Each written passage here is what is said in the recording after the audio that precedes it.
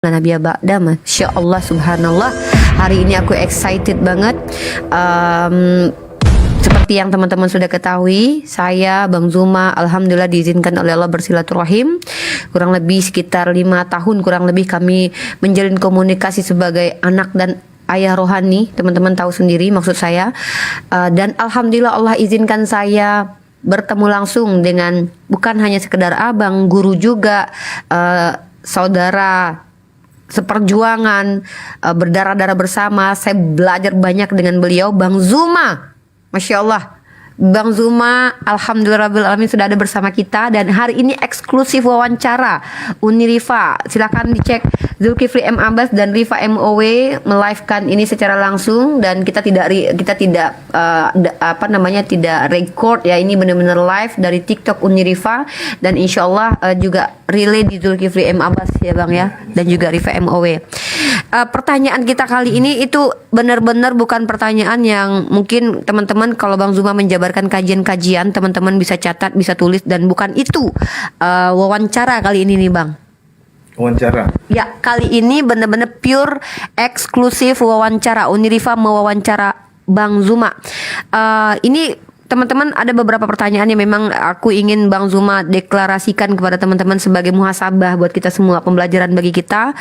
Ada beberapa hal penting Bang. Apologet. Ya. Apa motivasi abang sebenarnya? Karena saya terinspirasi sama abang. Sebelum abang jawab dulu pertanyaan saya ketika nonton Zulkifli M. Abbas channel, di situ saya terinspirasi ingin menjadi seperti abang. Kita tidak tahu akan ada orang-orang di belakang sana yang sama seperti saya. Nah, motivasi abang di awal nih, saya ingin tahu. Kenapa Bang Zuma memilih untuk jadi apologet? Ini kan ranah yang sangat sensitif dan sangat berbahaya. Silakan Bang jawab. Baik, sahabat-sahabat sekalian. Assalamualaikum warahmatullahi wabarakatuh. Ini pertanyaan yang sangat baik ya, yang ditujukan kepada saya. Kenapa harus menjadi seorang apologet? Saya beranjak dari pendalaman materi tentang salah satu ayat di dalam Al-Quranul Karim. Bismillahirrahmanirrahim. Inna syaitana adu fattakhizu adu. Jadi kata Allah, sesungguhnya setan itu adalah musuh bagimu, maka perlakukanlah setan itu sebagai musuh.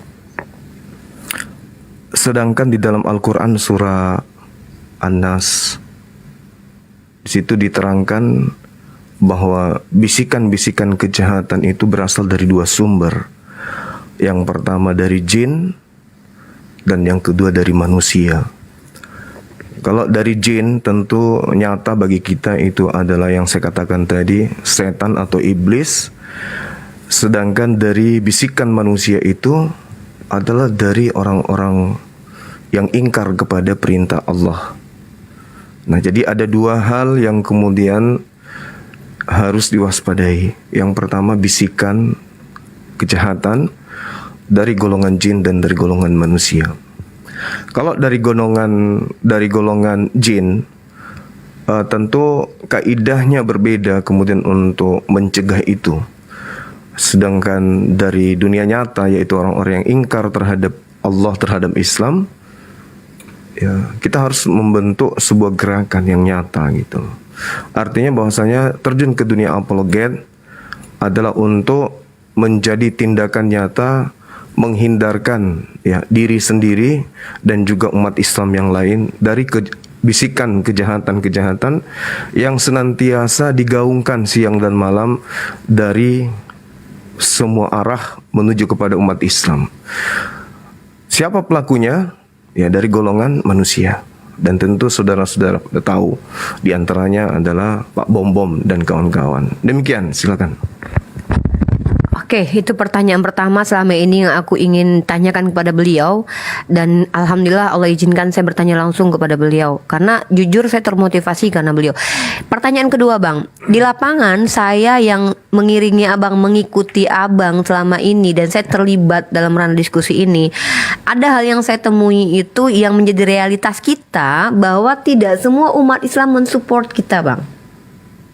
Nah, Bagaimana tanggapan Abang terkait umat Islam yang baru melek apologetika dan mereka kontra terhadap yang kita lakukan? Mungkin Abang paham maksud saya. Bagaimana cara kita menanggapi sebagai apologet dan bagaimana secara pribadi Abang menanggapi hal ini? Monggo. Iya, dari saya sendiri ya. Segala sesuatu di atas muka bumi ini itu selalu berjalan berimbang.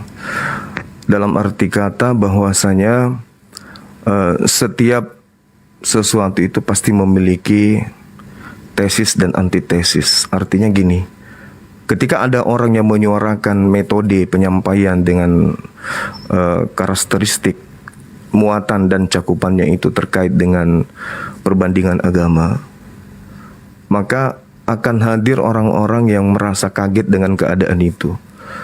Kenapa? Karena dari sejak dahulu dari sejak Islam itu kemudian diajarkan oleh Rasulullah, hadir kemudian orang-orang yang tidak menginginkan Islam itu disampaikan dengan metode-metode baru. Sedangkan Rasulullah, jangankan metode penyampaian, baca Quran aja Rasulullah mengiyakan. Bagaimana dengan teknik bacaan Quran? Ya, itu Rasulullah mengiyakan. Begitu juga cara penyampaian. Jadi ketika kita kemudian hadir menyampaikan Islam itu dengan metode yang asing menurut teman-teman kita yang selama ini menikmati Islam dari penyampaian para ulama, para ustadz, tiba-tiba kita hadir dengan keadaan yang berbeda, ada beberapa aspek yang dihadirkan kemudian. Pertama, adanya benar-benar murni menegur dikarenakan mungkin metode kita yang masih sedikit keliru. Yang kedua, cenderung kepada iri dengki, disebabkan karena mungkin kalah pamor, atau disebabkan karena metode yang mereka gunakan selama ini itu tidak berhasil. Dan kemudian metode yang kita gunakan itu justru meraup perhatian yang mana perhatian dari bukan hanya dari kalangan umat Islam, tapi kalangan dari pelaku-pelaku bisikan-bisikan tadi, bisikan jahat tadi. Sehingga euforia itu muncul kemudian melahirkan satu keadaan di mana mereka yang selama ini juga melakukan hal yang sama dengan cara yang berbeda itu merasa iri dengki.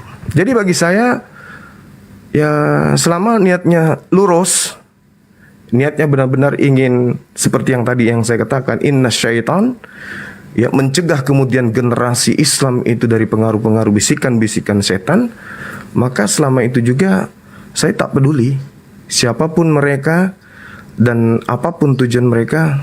Ya bagi saya itu hanya bagian daripada riak di dalam misi apologet ini. Demikian. Itu pertanyaan yang ketiga, teman-teman. Nah, ada pertanyaan lagi yang ingin saya ajukan kepada Bang Zuma dan ini saya berharap impact positif buat kita semua. Pertanyaan ini saya berharap jawaban ini menjadi advice buat kita semua. Buat kita semua ya. Nah, Bang, ranah apologetika ini menjadi ranah yang diminati oleh teman-teman kita. Banyak pelaku diskusi mulai bermunculan, Bang. Abang harus akui itu. Mulai dari orang-orang yang memang punya basic akademik yang memang mumpuni atau kredibel, ada dari orang-orang yang bahkan kita tidak tahu siapa mereka.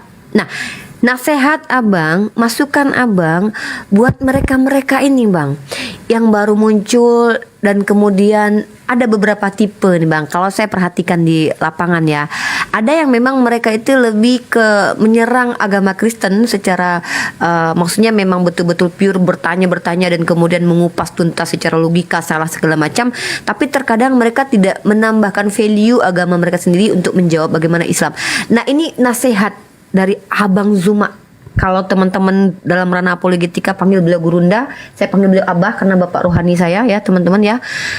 Bagaimana nasihat Abang untuk para apologet yang baru muncul, ingin menjadi apologet berkualitas, rule apa yang harus mereka jalani? Silahkan Bang, ini buat mereka semua dan saya pribadi. Iya, baik. Jadi gini,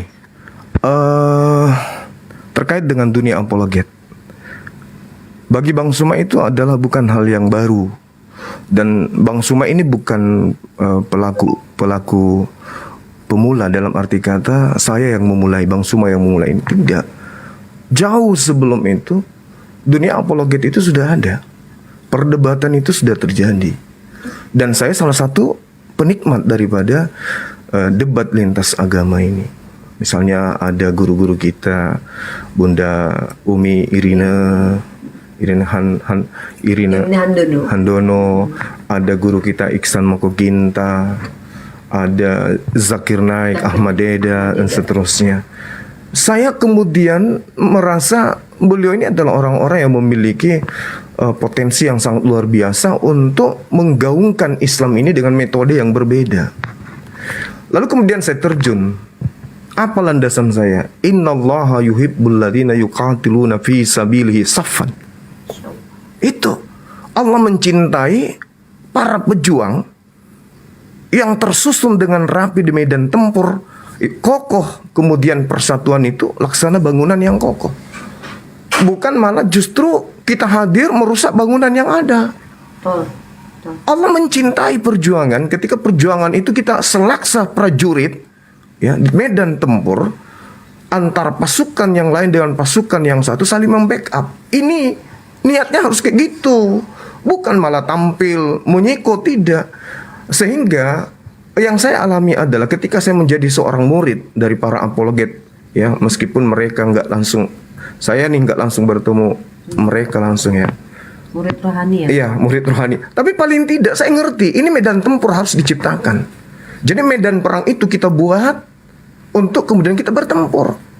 Yang aneh saat sekarang ini adalah ada yang membuat medan perang, tiba-tiba muncul masuk di medan tempur, entah dari mana datangnya, mengaku sebagai kapten, mengaku sebagai jenderal lapangan. Nah inilah yang kemudian tidak disadari oleh sahabat-sahabat. Padahal tidak kayak begitu. Al-Quran kan sudah menjelaskan, innallaha, sesungguhnya Allah, yuhibbul ladzina yuqatiluna fi sabilihi saffan ka'annahum bunyanun marsus. Allah mencintai kemudian orang-orang yang berjuang di jalan Allah, mereka teratur, mereka tersusun dengan rapi, selaksa bangunan yang kokoh yang tidak bisa kemudian diruntuhkan oleh musuh. Ini mah tidak. Tiba-tiba muncul kemudian, kita ini lagi perang. Dalam strategi perang, terkadang cara kita menghindar dan cara kita menangkis serangan itu membuahkan satu gerakan tambahan yang orang yang tidak terjun dunia perang itu nggak ngerti itu loh. Tiba-tiba kita muncul sebagai penonton, sudah jadi penonton, menjadi kritikus, kemudian menjadi orang yang memiliki kemudian tujuan ingin mendapatkan ruang lebih daripada orang yang sudah berjuang. Bukan kayak gitu. Jadi saran saya, silakan ciptakan medan perang sendiri. Habis itu, setelah musuh besar ada di depan kita, mari kita bersatu untuk meruntuhkan musuh itu. Jangan justru yang berjuang di lapangan ini yang kemudian Anda serang dari belakang. Itu naif. Itu naif. Ya, saya hanya mendoakan kepada teman-teman yang mudah-mudahan niatan yang ada ketika terjun di dunia seperti ini itu benar-benar murni, bukan mencari nama, bukan ingin dikenal, bukan ingin terkenal, bukan ingin disanjung, bukan ingin mendapatkan keuntungan pribadi, bukan mencari hidup, bukan mencari nafkah di dunia apologet. Jangan. Kenapa? Kalau itu tujuan saudara, tunggulah, Anda akan sakit. Anda akan sakit. Dan ya, itu dia. Kecewanya inilah yang akan melahirkan kesakitan. Ya, kembali merenung bahwa tujuan kita terjun ke dunia apologet ini murni ilallah, karena Allah, bukan karena tendensi apapun. Demikian. Insya Allah ini 2 pertanyaan terakhir nih, karena beliau sengaja memang saya tidak terlalu panjang lebar diculik Bang Zuma, kita culik untuk ini benar-benar sesi wawancara eksklusif saya dengan beliau yang ingin saya teman-teman semua tahu mindsetnya Bang Zuma dalam ranah apologetika ini. Nah, kemudian setelah tadi beberapa hal beliau jelaskan pandangan beliau terkait dengan teman-teman yang mungkin baru dalam ranah apologetika, tips. Sekarang saya minta nih beliau berbagi tips dan trik untuk menjadi pribadi yang insya Allah bisa istiqomah. karena ini sulit banget Bang. Mental tidak drop karena Bang tahu sendiri yang kita hadapi ini bukanlah entertainer Bang. Kita nggak menghibur orang. Kita ini adalah orang yang siap untuk dihujat, dimaki, dihina, difitnah dan dijatuhkan karakternya. Gimana nih Bang Zuma? Bang Zuma termasuk orang yang sering sekali diserang secara ini psikis teman-teman ya, difitnah, diserang secara pribadi baik dalam internal ataupun di eksternal. Saya minta Abang berikan edukasi buat kami. Ini buat saya khusus sebenarnya karena Abang tahu saya paling rapuh karena saya juga perempuan juga ya, walaupun saya mungkin terlihat berjakun gitu. Gimana tips triknya Bang menjadi seperti Abang ini, yang kalau saya sama Ustadz Alwan tuh bilang Abang itu bukan cuma konsisten tapi endurance. Maksudnya tuh bertahan dan ketika terjatuh karena kerikil Abang langsung berdiri. Gimana caranya? Tipsnya biar teman-teman juga ikuti hal yang sama. Iya, jadi pertanyaan ini jawabannya itu terkait dari jawaban-jawaban saya dari pertanyaan yang tadi. Cuman ada satu hal yang menarik teman-teman, utamanya apologet pria ya. Kalau Anda ingin eksis, yang pertama yang saya sarankan tadi, jangan pernah mengharapkan sesuatu yang lebih dari dunia apologet selain daripada pengorbanan. Lalu apa triknya kemudian kita bisa bertahan? Salah satunya nih, ini rahasia nih. Saudara harus memiliki sosok yang bisa membackup Anda secara finansial misalnya, atau secara kesehatan misalnya, atau secara suplai data misalnya, atau ada yang kemudian menyiapkan waktu untuk sharing dengan Anda misalnya di belakang layar. Guru berarti. Guru dari semua yang kita butuhkan sebagai apologet. Ya alhamdulillah saya buka-bukaan aja. Selama ini yang membackup saya ya. Jadi kalau memang susah kalau misalnya seorang Bang Zuma itu ingin disaingin. Iya. Susah. Kenapa? Di belakang saya itu banyak guru-guru saya. Para habib, ya, ulama. Guru-guru apologet saya itu banyak tersebar di Indonesia ini, bahkan dari Malaysia juga ada. Jadi kalau untuk mencari sesuatu yang berbeda untuk mengalahkan, menjatuhkan apologet yang lain itu nggak perlu. Nah, sama seperti saya, pasti teman-teman kenal Mbak D. Kenal Mbak D kan? Roh Kudus aku. Nah, itu adalah Roh Kudusnya aku gitu loh. Roh Kudus yang selalu mensuplai kekuatan, memberikan nasihat, memberikan petua, selalu mengingatkan ketika saya ingin jatuh, beliau memberikan support dan seterusnya. Ya, kita harus memiliki orang-orang yang peduli dengan dunia apologet. Jangan berjuang habis itu seakan-akan laksana ikan yang ketinggalan air, jangan. Carilah orang-orang yang tulus, cari orang-orang yang ikhlas, cari orang-orang yang ingin kemudian berkorban dengan cara yang tidak salah gitu loh. Mereka yang kemudian peduli dengan agama ini, mereka ingin terjun tapi mereka tidak punya kemampuan, tapi mereka punya finansial. Mereka berdakwah melalui yang mereka punya. Sama seperti guru saya Habib Muhammad yang ada di Kalimantan. Beliau ingin turun, tapi kemudian beliau tidak punya waktu, beliau tidak punya kemampuan. Beliau mensuplai materi-materi. Nah itu seperti itu. Jadi kita itu tidak hanya sekedar turun tampil di depan layar habis itu keluar-keluar, tidak. Jadi segala sesuatunya itu harus kita persiapkan. Jadi jangan saudara-saudara itu melihat, wah ini Bang Zuma kuat karena gini-gini. Oh tidak, bukan hanya sekedar fisik aja yang kita butuhkan. Kita membutuhkan sahabat-sahabat yang mau berjuang bersama-sama. Jadi Bang Zuma itu di depan layar aja sendiri. Tapi di belakang saya itu ada Mbak D, ada Dinda Hendra, ada Kotoni, ada siapa lagi? Kuryas Moto, ada Ustaz Wafi. Banyak orang-orang yang mumpuni di belakang Bang Zuma itu. Jadi susah memang diruntuhkan Zuma. Ada Ustaz Alwan. Ya, ada Ustaz Alwan, ada banyaklah pokoknya. Ya, ditambah lagi dengan hari demi hari bertemu dengan orang-orang yang peduli dengan dakwah ini. Ada Kak Sarah, ada Ustaz Romi, semuanya ada. Jadi tidak bisa tampil sendiri, nggak bisa. Nah, kalau hal ini ingin dikalahkan misalnya, silakan aja ciptakan medan tempur masing-masing. Ketika musuh Anda itu berat, baru kontak kita.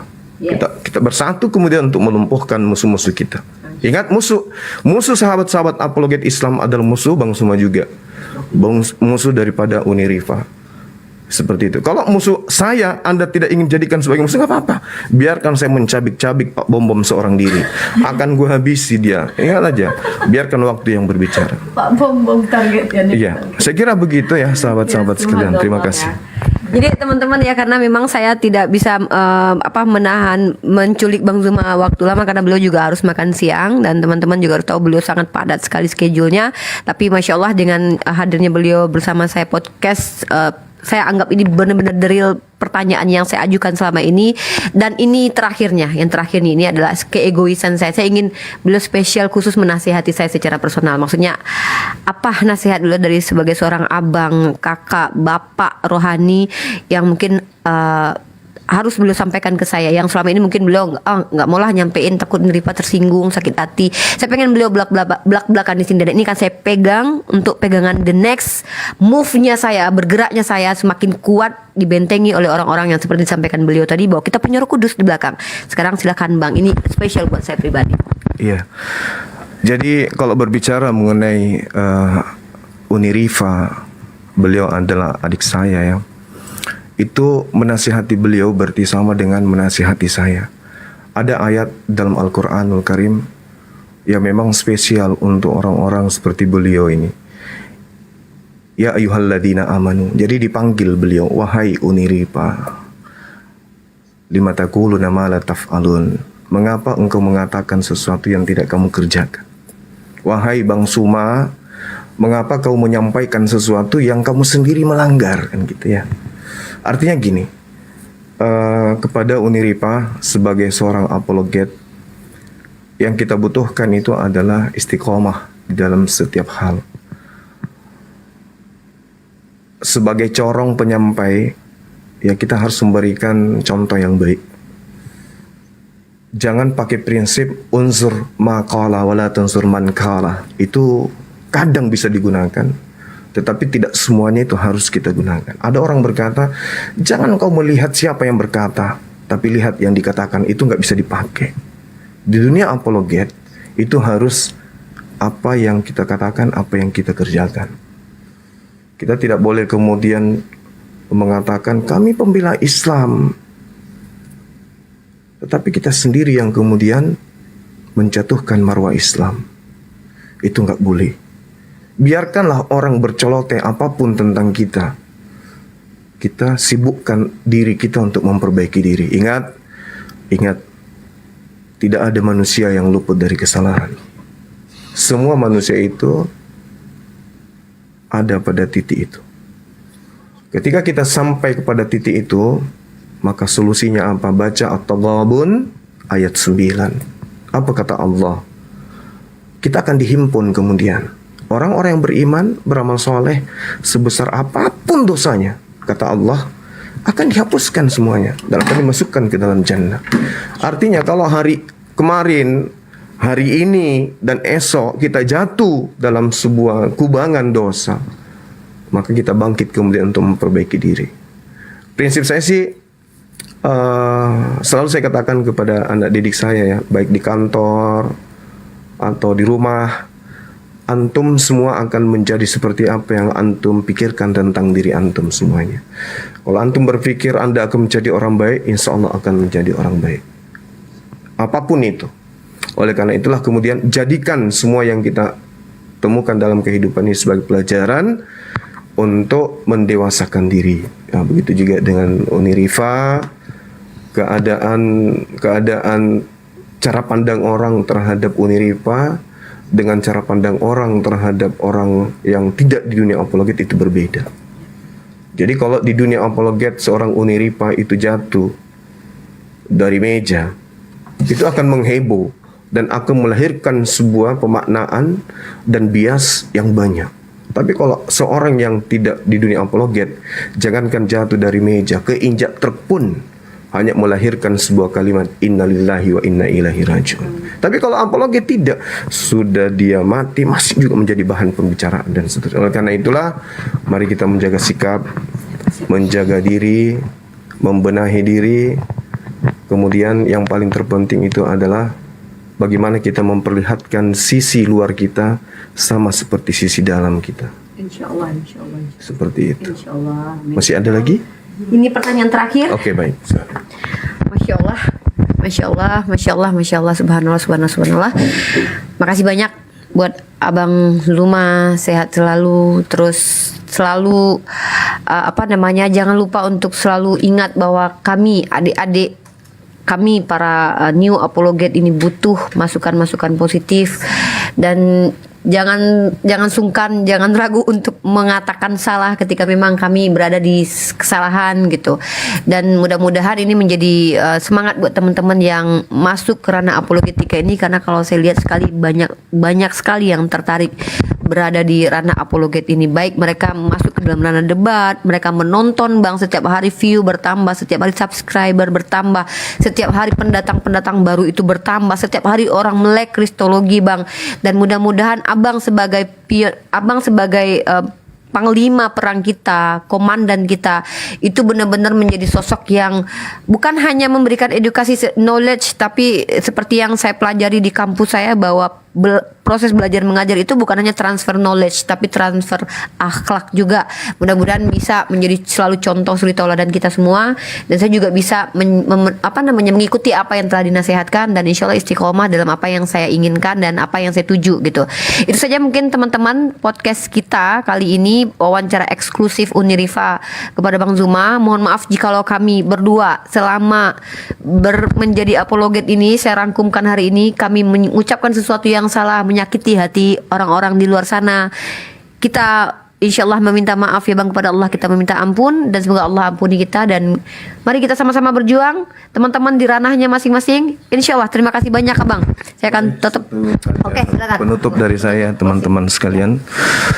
Jadi pertama saya mohon maaf yang sebesar-besarnya kepada sahabat API Bandung ya, kemarin tidak sempat jumpa dikarenakan jadwal keretanya itu memang sudah terjadwal, sehingga kami nggak bisa kemudian untuk menunggu lebih lama lagi kepada sahabat API Jabar, Jawa Barat. Insya Allah ke depan habis Lebaran ya, kalau panjang umur kita akan berjumpa kembali. Amin. Untuk kemudian menyusun rencana-rencana strategi yang kita akan gunakan di dalam membangun kemudian ukhuwah Islamiyah melalui Apologet Islam Indonesia.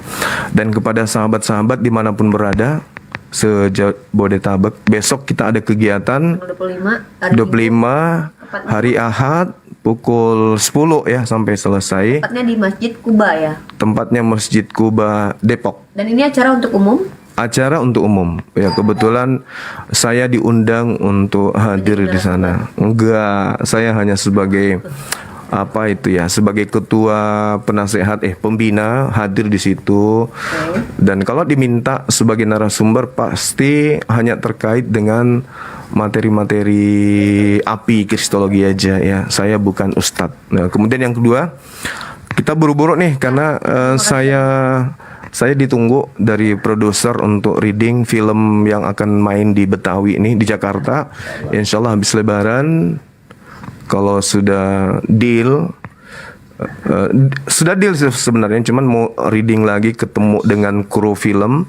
Insya Allah kita akan lebih banyak di sini di Jakarta terkait dengan penyelesaian film Sabeni film Betawi.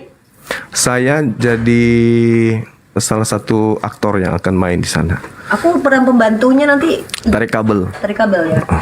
Saya kira gitu ya. Dan kepada sahabat-sahabat yang lain yang banyak membantu para apologet selama ini ya. Rendang Bang, rendang. Ya, rendang juga. Kok rendang pula. Ya, Mbak D sehat selalu, panjang umur ya, mudah-mudahan semuanya baik-baik aja. Dinda Hendra, Kotoni, dan yang tidak mau disebutkan namanya yang lain-lain semuanya ya. Ya. Terima kasih banyak atas perjuangan antum semua bersama dengan kami di belakang layar. Kiranya Allah memberikan rahmat dan hidayah. Amin. Untuk antum semuanya, panjang umur, sehat selalu. Saya kira gitu, dan juga semua netizen dimanapun berada ya, di channel-channel yang berafiliasi dengan Komal Uniripa, panjang umur, sehat selalu, Amin. dimudahkan semua urusannya. Amin. Subhanakallahumma bihamdi asyhadu an la ilaha illa anta astaghfiruka wa atubu ilaih. Salam tauhid, salam satu Tuhan. Allahu akbar. Jayalah Islamku, jayalah Indonesia. Allahu akbar. Assalamualaikum warahmatullahi wabarakatuh. Assalamualaikum warahmatullahi wabarakatuh. Oke, yang di YouTube saya close dulu. Oke. Yuk, kita close dulu ya karena kita mau on the way. Bye bye semuanya. Aku tutup. Nggak, aku balikin dulu deh. Kasian kali netizen kepalanya miring-miring dari tadi.